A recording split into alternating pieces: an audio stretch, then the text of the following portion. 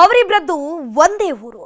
ಶಾಲೆಗೆ ಹೋಗೋ ದಿನದಿಂದಲೂ ಹೆಣ್ಮಗಳೊಬ್ಬಳ ಹಿಂದೆ ಬಿದ್ದಿದ್ದವ ಕೊಡಬಾರದ ಕಾಟ ಕೊಡ್ತಿದ್ದ. ಪ್ರೀತ್ಸೆ ಅಂತ ಮನೆ ಬಾಗಿಲಿಗೆ ಬಂದವ ಕಗ್ಗತ್ತಲ ರಾತ್ರಿಯಲ್ಲಿ ಅಬ್ಬರಿಸಿದ್ದಾನೆ.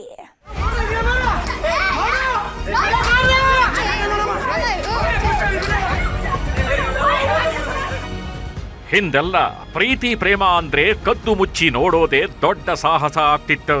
ತಮ್ಮ ಮನಸ್ಸಿನ ಮಾತನ್ನ ಹೇಳಿಕೊಳ್ಳೋದಕ್ಕಾಗದೆ ಅದೆಷ್ಟೋ ಪ್ರೀತಿಗಳು ಕಣ್ಣಲ್ಲೇ ಕಣ್ಮರೆಯಾಗಿದ್ದಿದೆ. ಆದ್ರೆ ಈಗ ಕಾಲ ಬದಲಾಗಿದೆ ಬಿಡಿ. ಪ್ರೀತಿ ಪ್ರೇಮ ಅಂದ್ರೆ ಹೊಡಿ ಬಡಿ ಅನ್ನೋ ಹಂತಕ್ಕೆ ಬಂದು ನಿಂತಿದ್ದಾರೆ. ಶಾಸ್ತ್ರೋಕ್ತವಾಗಿ ಹೆಣ್ಣು ಕೇಳೋಕೆ ಹೋಗ್ಬೇಕಿದ್ದವ ಹೇಗೆ ಹೊಡೆದಾಟಕ್ಕೆ ಬಿದ್ದಿದ್ದಾನ್ ನೋಡಿ. ನನ್ನನ್ನ ಪ್ರೀತಿ ಮಾಡಬೇಕು, ಮದುವೆಯಾದ್ರೆ ನನ್ನನ್ನೇ ಮದುವೆ ಆಗ್ಬೇಕು ಅಂತ ಹುಡುಗಿ ಮನೆ ಮುಂದೆ ಹೈಡ್ರಾಮಾ ಎಬ್ಬಿಸಿದ್ದಾನೆ. ಪಾಗಲ್ ಪ್ರೇಮಿಯ ಕಾಟ ನೋಡಿ ನೋಡಿ ಸುಸ್ತಾದವರು ಧರ್ಮದೇಟು ಕೊಟ್ಟಿದ್ದಾರೆ.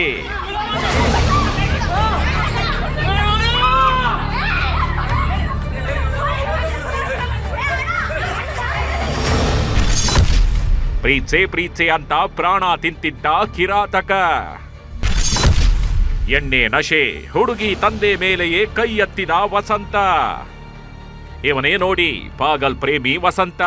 ಎದೆ ಸೇಳಿದ್ರೆ 4 ಅಕ್ಷರ ಇಲ್ಲ, ಮಾಡೋದಕ್ಕೆ ಕೆಲಸವೂ ಇಲ್ಲ. ರಾಯಚೂರು ಜಿಲ್ಲೆಯ ಸಿಂಧನೂರಿನ ಈತನಿಗೆ ಪ್ರೀತಿ ಮಾಡೋದೇ ಕ್ಯಾಮೆ ಆಗಿತ್ತು.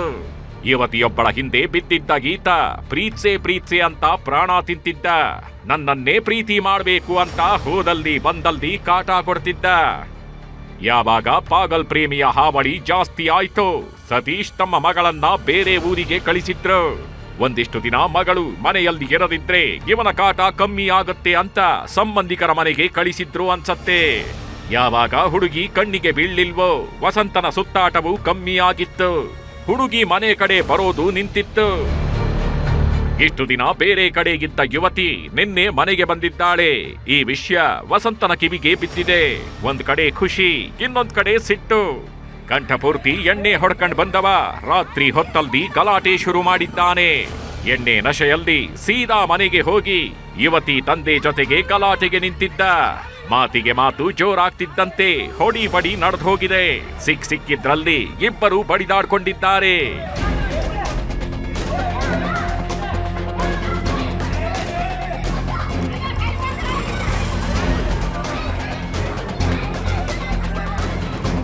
ಒಟ್ನಲ್ಲಿ ಪ್ರೀತಿ ಹೆಸರಲ್ಲಿ ಪುಂಡಾಟ ಆಡೋ ಇಂಥವರಿಗೆ ಸರಿಯಾಗಿ ಪಾಠ ಕಲಿಸಬೇಕಿದೆ.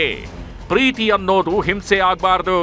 ಬಲವಂತವಾಗಿ ಆದ್ರೂ ಪಡ್ಕೊಳ್ತೀನಿ ಅನ್ನೋ ವಸ್ತು ಆಗ್ಬಾರ್ದು.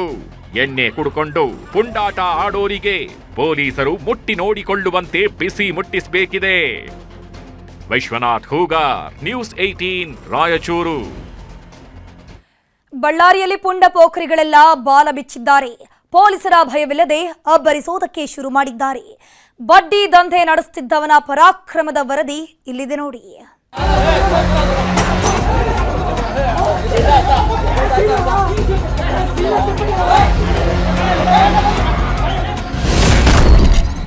ರಾತ್ರೋರಾತ್ರಿ ಮನೆಗೆ ನುಗ್ಗಿ ಡೆಡ್ಲಿ ಅಟ್ಯಾಕ್.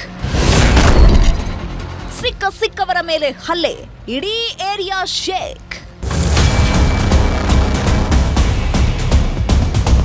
ರಣರಾಕ್ಷಸರ ಅಟ್ಟಹಾಸ ಹೇಗಿದೆ ನೋಡಿ. ಪೊಲೀಸರ ಭಯವಿಲ್ಲ, ಕಾನೂನಿನ ಅಂಜಿಕೆ ಇಲ್ಲ. ನಾವ್ ಆಡಿದ್ದೇ ಆಟ, ನಾವ್ ಮಾಡಿದ್ದೇ ಗೂಂಡಾಗಿರಿ ಅಂತ ಕಗ್ಗತ್ತಲ ರಾತ್ರಿ ಅಬ್ಬರಿಸ್ತಿದ್ದಾರೆ.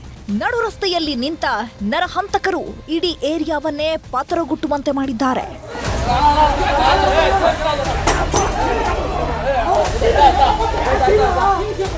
ಇವರ ಹೆಸರು ಶ್ರೀನಿವಾಸ್ ಅಂತ.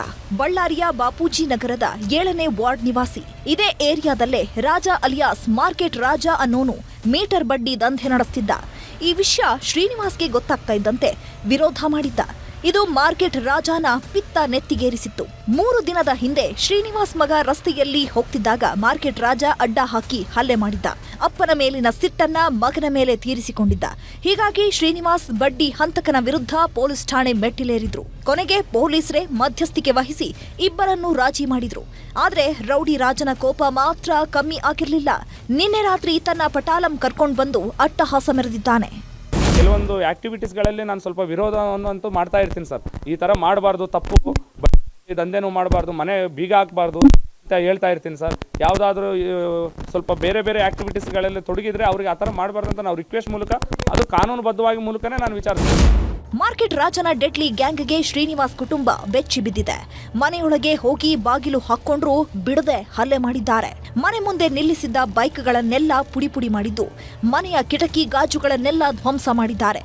ಯಾವಾಗ ಸ್ಥಳೀಯರು ಪೊಲೀಸರಿಗೆ ವಿಷಯ ಮುಟ್ಟಿಸಿದ್ರೋ ರಾಜು ಪಟಾಲಂ ಅಲ್ಲಿಂದ ಕಾಲ್ ಕಿತ್ತಿದೆ.